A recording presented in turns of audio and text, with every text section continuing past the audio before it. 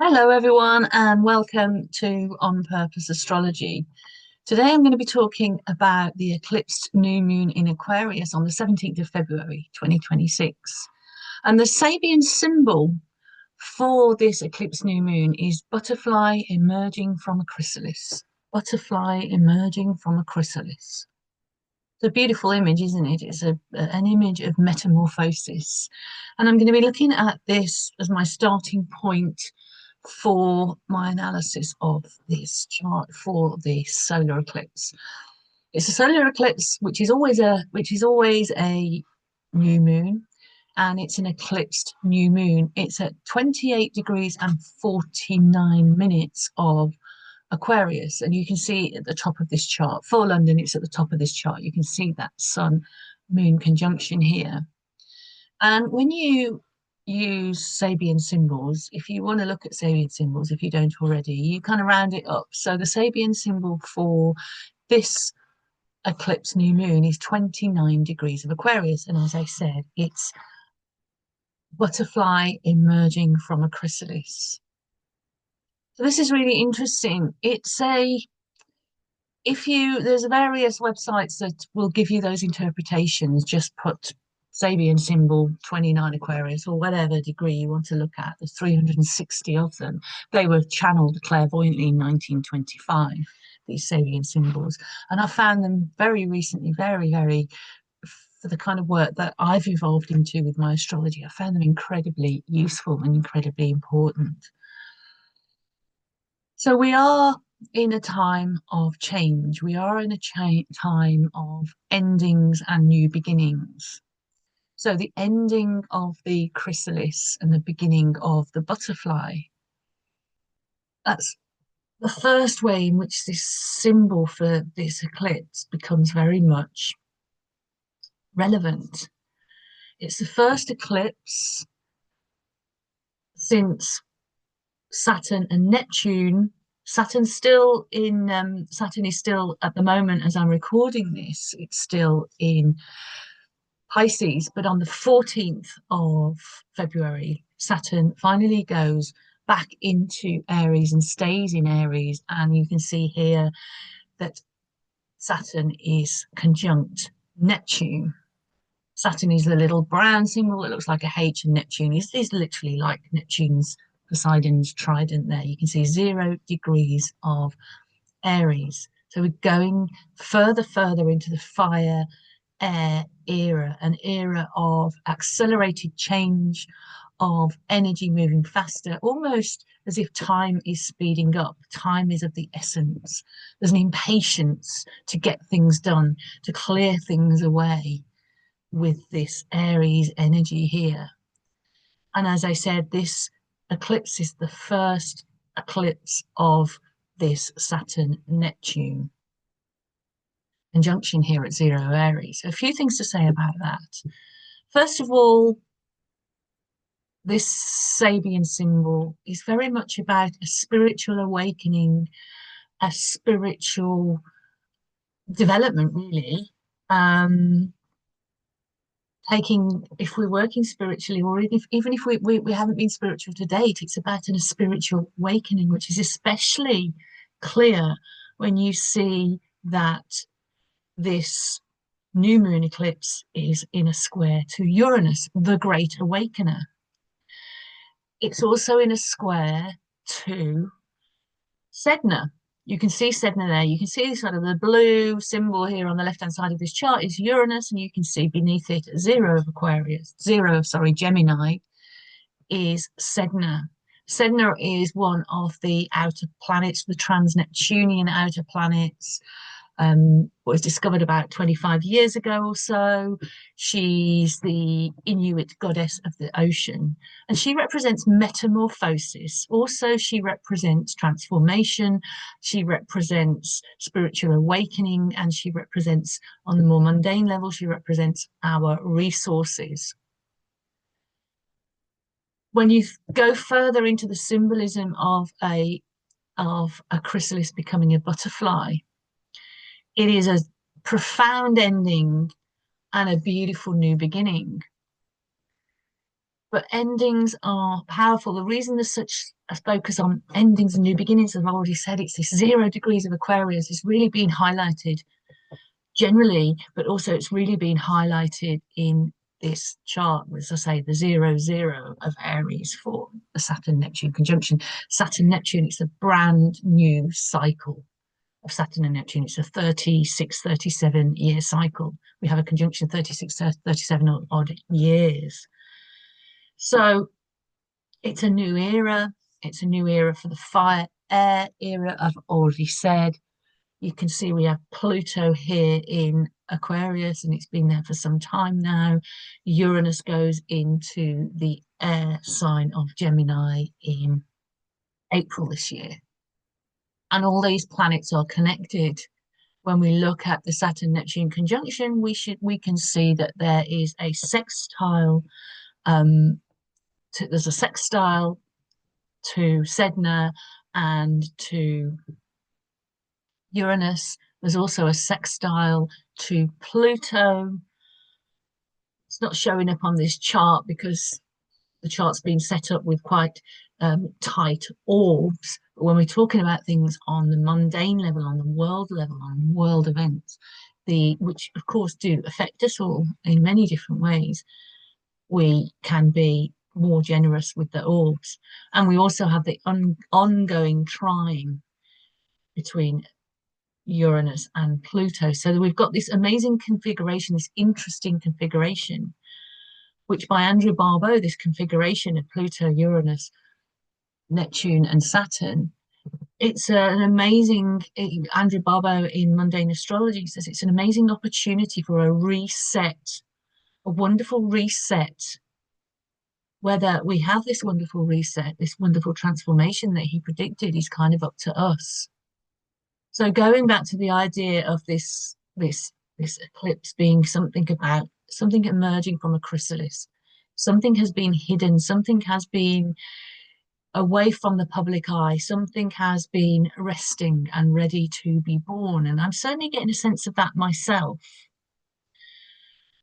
And then the chrysalis turns into a butterfly. And with any ending of the caterpillar, ending of the chrysalis, there is always some effort and stress, and even a little bit of, even a little bit of pain of endings.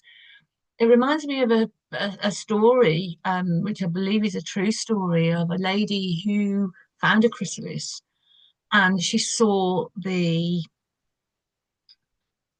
chrysalis turning into a butterfly. She saw the butterfly starting to emerge. She saw the butterfly struggling. The butterfly was struggling. She wanted to help the butterfly. So she, started to take away some of the chrysalis so that the butterfly could be freer more quickly. What happened, sadly, very sadly, was that the butterfly died. It was that process of that struggle of coming out of the chrysalis, that awakening from the chrysalis, if we like, that made the wings strong enough so that when the butterfly emerged, it could fly, it could be free. What is Aquarius all about if it isn't about the urge for freedom, for independence? So this is the message, this is the strong message that's coming through in this amazing sort of almost spiritual symbolism of this Sabian symbol. So this is really quite an exciting time. I think we can all feel it. We can see, we can put the news on, we can see scandal after scandal after scandal emerging in the news. It's almost very overwhelming for us. But there's a chance here for seeing the truth. Uranus, as I said, this eclipse is square to Uranus, the Great Awakener, where we can see the truth more clearly. As this eclipse finishes and we come out of the eclipse, because remember it's the dark of the moon, and when it's eclipsed it's even darker of the moon. It's associated traditionally with a doom and gloom, and it's the end of the world, but it's not, because it's the start of a new beginning to emerge as the light grows, as this new moon goes into its its first quarter moon and then the fullness of the full moon, which is a couple of weeks, just over a couple of weeks after this solar eclipse. Although with an eclipse, it tends to have a sort of a longer effect, can be up to sort of 6 months or more. Particularly if you have anything in your chart at 27 to 29 degrees of Aquarius or Leo, particularly, that'll be strong. That'll have a strong effect on you, this eclipse.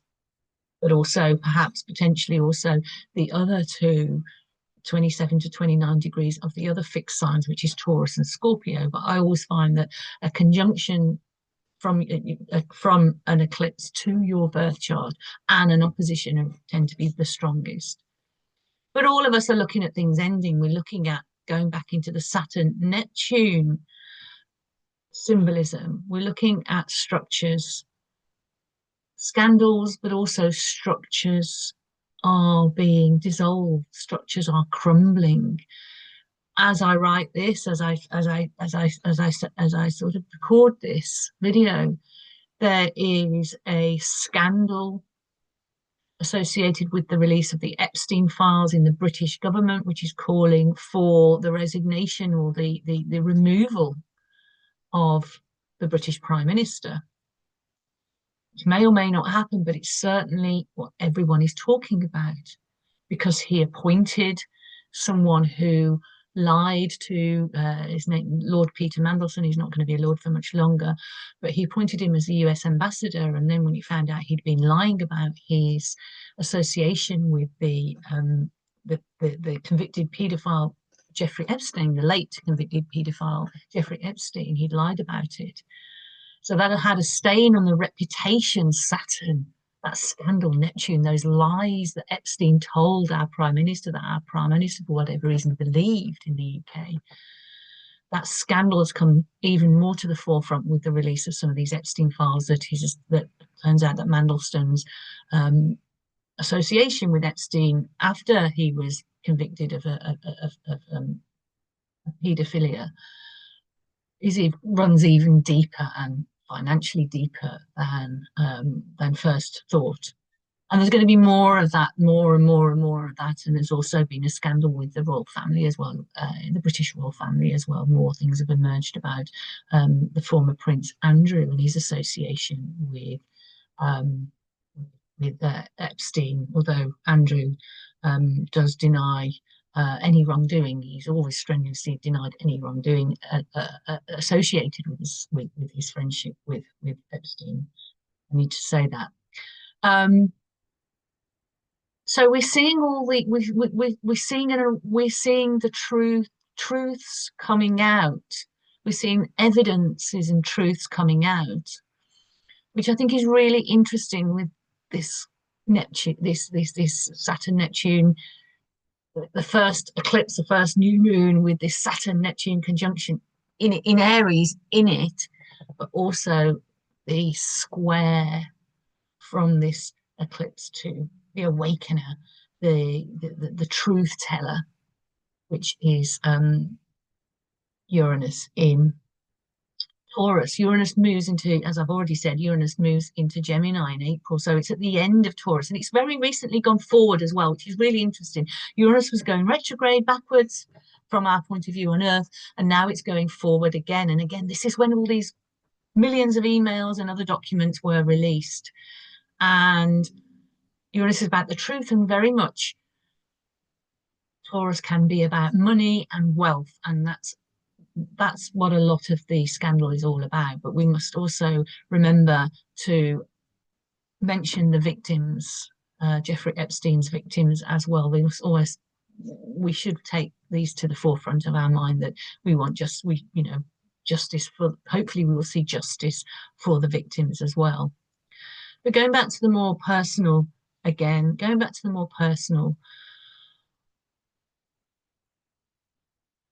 when it's a new moon, it really is a time for rest, for relaxation, for planning. I normally say planning for the month ahead with the new moon, but you can probably plan for the next 6 months ahead. If you look up the Saros cycle, each eclipses run in series, and it's called a Saros cycle, which runs for a couple of thousands of years. And interestingly, this Saros cycle, I've just done a video actually earlier today, which will go out on Friday the 6th. Um, and so by the time I post this, it'll probably be already up. Talking where Rod talks about the Saros cycle for this eclipse.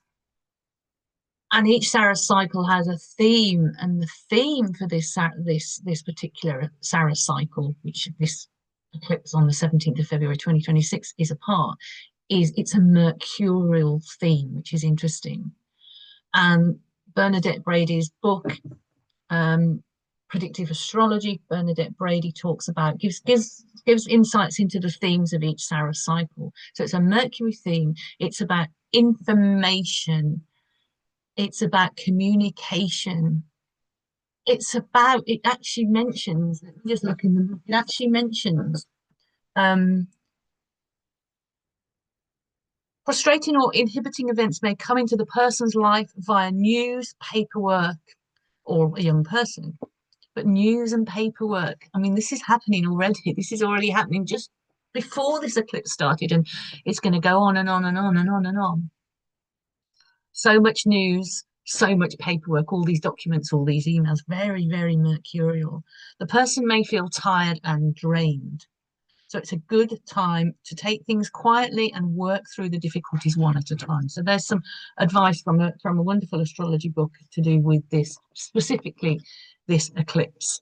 And it's a new moon, as I say, which is always a time to sort of take some time to rest. Mercury, then we must look at Mercury in this chart for this solar eclipse, and Mercury is in Pisces. It goes into Pisces. Let me just check my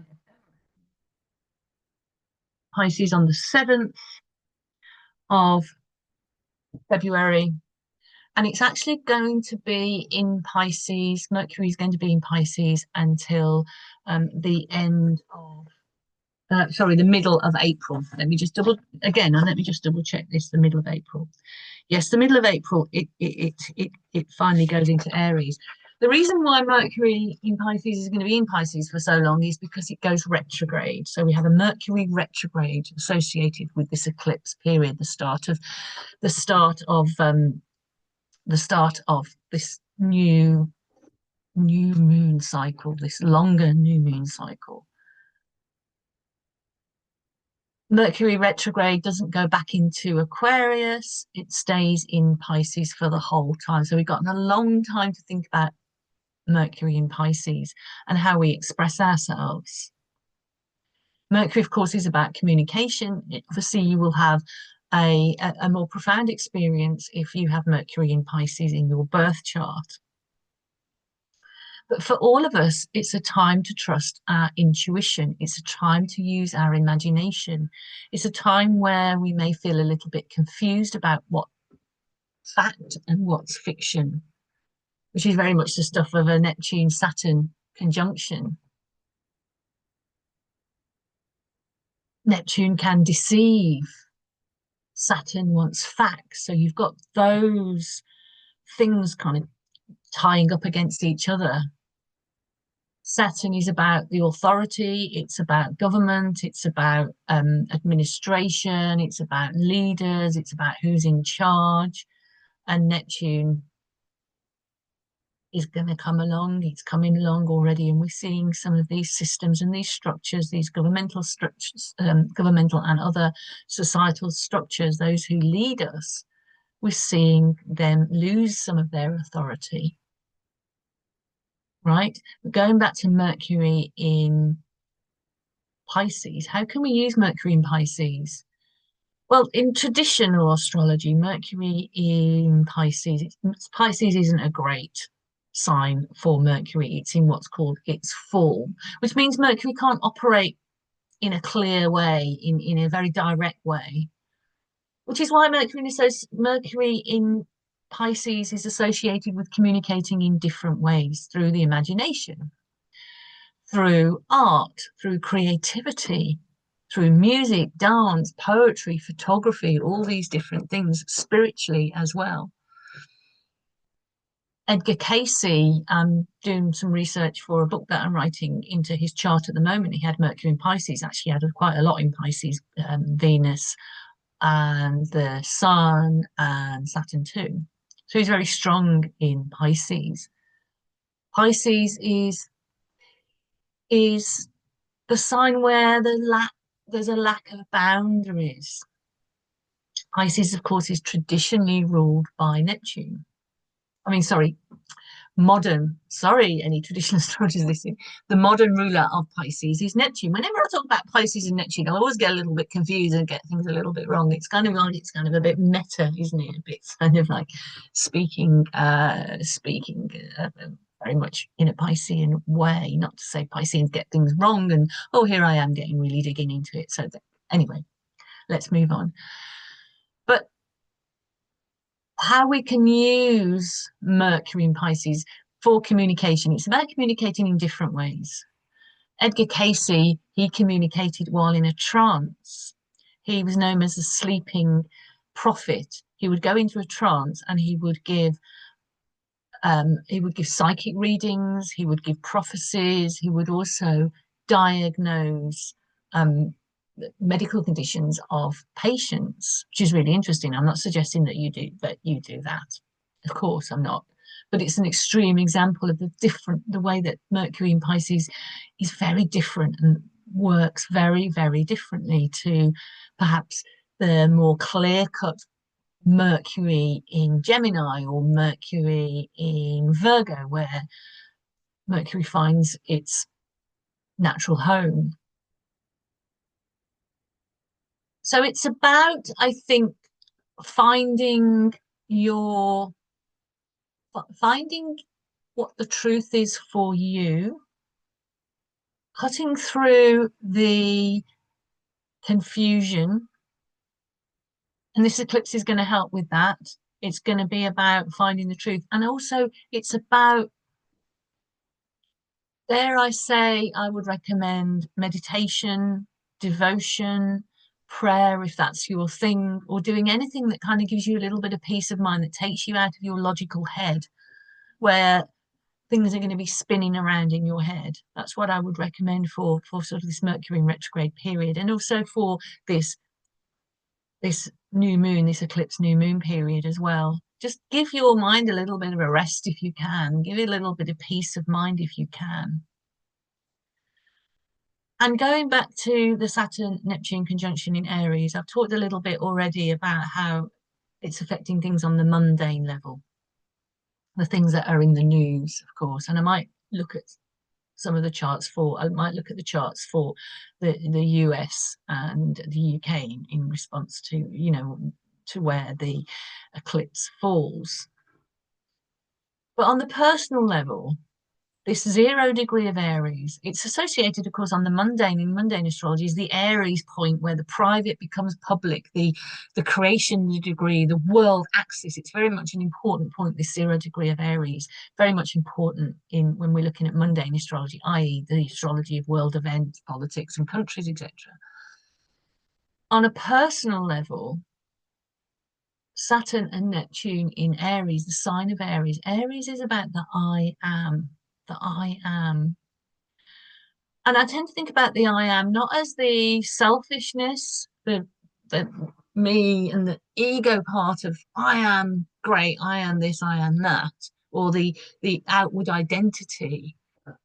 I'm thinking about it more on the spiritual level, that the I am is who we are deep inside of ourselves, deep inside of our hearts, deep inside of our bodies, deep inside of our energetic field. It's about finding our own unique personal sovereignty and being the person that we were born to be, and going out into the world as the person we were born to be, without the confusion around the projections that people put onto us to tell us who we are. I think a lot of us spiritually and also psychologically and in other ways, we've been going through a very strong process recently, finding out who we are and who we are meant to be and being that person. And this is the opportunity to do this.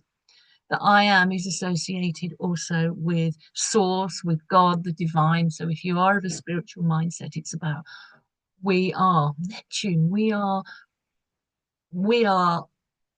and in each of us are individuals on this planet, but we're also a fractal of the source, a fractal of the divine. We're all unique, we're all different, we all have different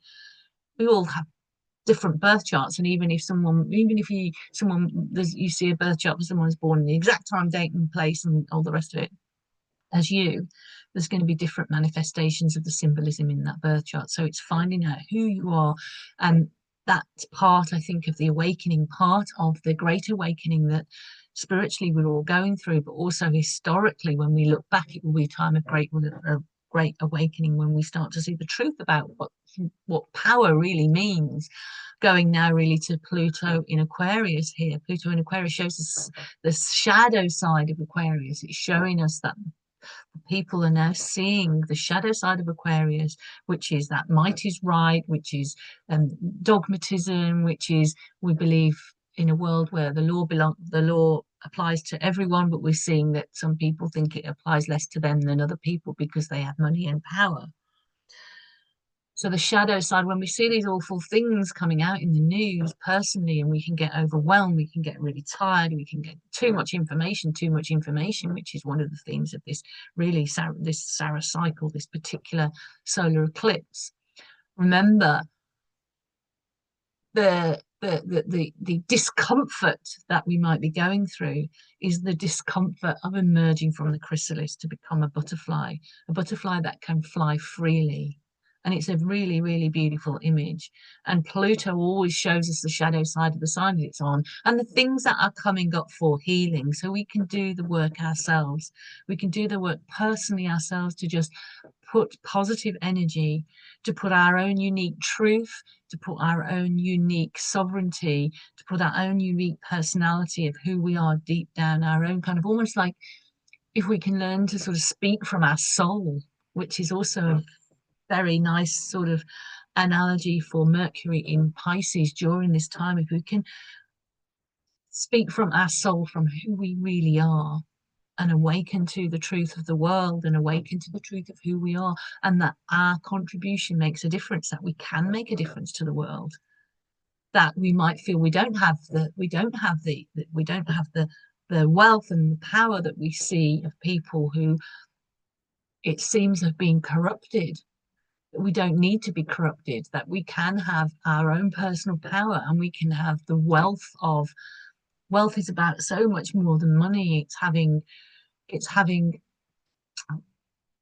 such a wealth of opportunity, a wealth of relationship, a wealth of love, a wealth of general prosperity. So we can have that without having to be corrupted by power, be corrupted by wealth. So I'm going to have a quick look now. Getting very spiritual here. So this is really the tendency. This is really where my astrology is going forward. You know, I'm going more towards seeing the spiritual side of things as I continue to go through my own spiritual awakening. And this is really a nice opportunity to reflect on that if this is something you're interested in. We're going to look a little bit now at the mundane astrology. So when we look at the UK active union chart here, what I've done here, this is the 1st of Jan 1801, midnight for London for UK. This is the chart. And we can see here that we have the eclipse here on the outer wheel. The eclipse here is falling in the 5th chart of the chart for the UK. And it's very much conjunct Pluto. Or the Pluto's out of sign, but it's about 3 degrees. Pluto in the UK chart is there in the inner wheel. It's in Pisces. So Mercury will have hit that before this eclipse, before it moved on. So Mercury, so that's kind of maybe truth to power, or information that's going to have an effect on power, it's going to dissolve power systems. And then that eclipse comes along at the, as I said, at the end of Aquarius, and it's on Pluto, even though it's kind of out of sign. It's only 3 degrees away from the UK's Pluto, which is really interesting because that is about the people is the moon and the government is the sun, if you want to look at it in that mundane aspect. So what do the people think and what does the government think? Pluto clears out the trash, basically, clears out the muck. So we're going to see some big changes, I think, probably in the UK government in the way it operates, whether that's a change of personnel, a change of prime minister, but definitely a shift change as the people kind of awaken to the way government operates and that changes need to be made. And we see here, if you look at the very top of this chart, the moon for the UK is at 19 degrees of Cancer, and it falls in the 10th house of government. Government for the people, by the people, that should be the case. That's why any of us could put ourselves forward to be elected as a member of parliament in the UK. It's open to anyone. I think you have to stump up a bit of cash if you're not part of a political party, but it is open to anyone. So government for the people, by the people. Jupiter in Cancer here is on that, which is going to highlight that need to go back to those basics of government for the people, by the people. Because the moon in a chart is about the mood of the people. And we go back down now to this moon in towards the end of Aquarius, that chrysalis turning into a butterfly, that awakening, because remember, Uranus is part of this configuration as well, the eclipse. So go back to this, the people are waking up to the fact that power is letting them down. The mood of the people is we want fairness, we want equality, we want proper democracy, all that sort of Aquarian and Uranian energy there. Uranus, of course, is the modern ruler of Aquarius. Now let's look at the US chart, which is also very interesting. You can see the eclipse here falls into the 3rd house here. And of course, we have that release of all that information. And air itself, Aquarius, is about information and communication. It's an air sign, isn't it? And all those emails, 3rd house communication, millions of emails and documents being released. And we'll start to see around the time of this eclipse some of the impact of how that has played out in the world. And you can see here that it falls on the Aquarius, the 27 degrees Aquarius moon in the natal chart. I've used the USA Sag rising, otherwise known as the Sibley chart for the USA, and that eclipse actually falls on that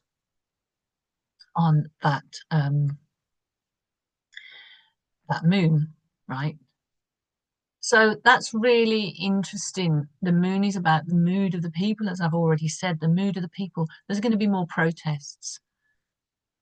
The 3rd house, as well as about information and communication and news and media, all of that, we've already covered that. It's also about our local neighbourhood. And there's been a lot of local neighbourhoods coming out in protest against what's been happening politically. So we're probably going to see more of that. The mood of the people is we want fairness, we want equality, we want, again, just like the themes I've spoken about in the UK chart, we want democracy to be restored. We want things to be fair and equal. That's really interesting. And then we can see transiting Pluto is falling in the 2nd house. The USA has changed dramatically. It's had a dramatic transformation in the last couple of years or so, while USA has been going through its Pluto return, and now Pluto's at 4 degrees of Aquarius, and we can see it's conjunct the South Node in Aquarius in the 2nd house of the USA Sag rising birth chart. And because, of course, as we know, the nodes go backwards, that's an applying conjunction of Pluto to the South Node of Aquarius. So it's about what we need to let go of. So what needs to be expunged, what needs to be purged.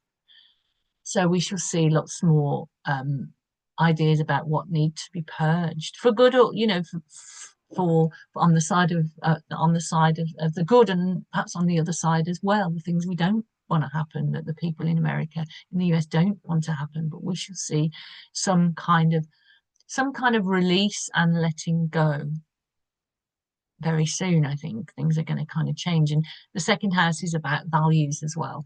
It's about income, it's about money and the flow of money, but it's also about the values. So there's going to be a sense of awareness of a reset of the values by which American citizens and the American Constitution holds dear. So thank you very much for listening. One more thing I want to say about I'm going to just stop the share for a minute. One thing that I want to say about this Saturn Neptune conjunction, there's a lot that can be said, a lot can be said, the dissolving of structures, the changes, the scandals in governments, and all these kind of things. And when the conjunction, it happens every 36 years. When it was in Capricorn, it was the fall of the Berlin Wall. And the anthem of the fall of the Berlin Wall actually ended up becoming the song Heroes by David Bowie. And really, this fire air era and this focus more generally on the 0 degree of Aquarius, now that Saturn Neptune is there, or pretty much there as I record this, but by the time of this eclipse, it will be there, this 0 degrees of Aries. It's about being our own hero, that you are the hero of your own life, that you don't have to put your trust in the heroes that we're told to worship, the leaders that have let us down. We can be our own hero. We can be heroes just for one day, and we can be heroes as the song goes, or we can be heroes for the day after that, and the day after that, and the day after that. As always, with so much love, and thank you for watching and listening. Take care, and do subscribe, as I'm trying to grow this channel again. I had a little bit of a hiatus when things were happening, but now I am trying to grow this channel, and it is evolving into spiritual, but I will still carry on looking at world events as well, because that's another interest of mine. Thank you so much. Love to all. Bye bye.